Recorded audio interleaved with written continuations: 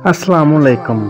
आज की वीडियो में एक ऐसा अमल आप लोगों की खिदमत में पेश करने वाला हूँ जिसको करने वाला रातों रात अमीर तो नहीं होगा, पर इस बात की गारंटी है कि उसे रोजाना का कुछ ना कुछ जरूर मिलेगा, और इतना मिलेगा कि वो अपने तमाम घर का खर्च जो है वो उठा पाएगा।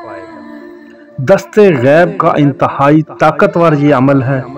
ये अमल मेरे तजर्बे से नहीं गुजरा, पर काफ़ी अरसा पहले मुझे मेरे बुजुर्गों की तरफ से इस अमल की इजाज़त मिली थी। अमल बताने से पहले एक गुजारिश करना चाहूँगा। एक तो इस वीडियो को शुरू से लेकर आखिर तक पूरे गौर से सुनें, और अभी तक आपने हमारा चैनल सब्सक्राइब नहीं किया तो जल्दी से ज़रूर सब्सक्राइब कर लें, ताकि इसी तरह की वीडियोस आप लोगों को मिलती रहें।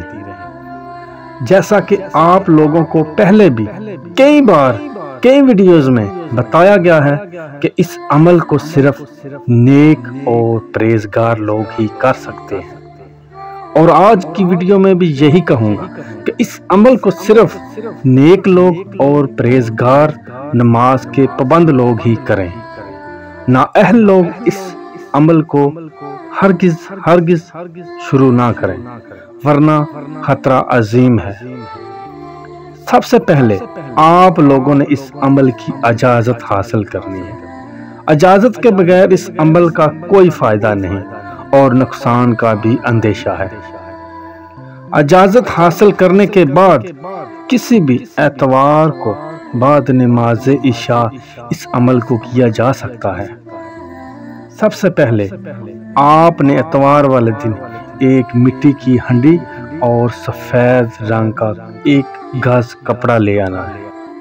इस मिट्टी के हंडी को और सफ़ेद कपड़े को किसी महफूज जगह रख देना, ताकि किसी दूसरे बंदे को पता ना चले।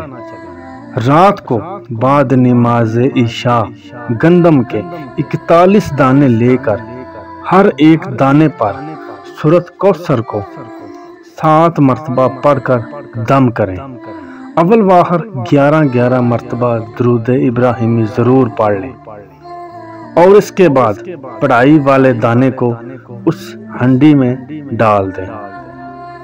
जब सारे दानों के ऊपर पढ़ाई मुकम्मल हो जाए, सारे दाने हांडी में डाल दें, तो हांडी का मुंह उस सफ़ेद कपड़े के साथ बंद कर दें, और हांडी को किसी ऐसी जगह रख दें कोई दूसरा आदमी देख ना सके।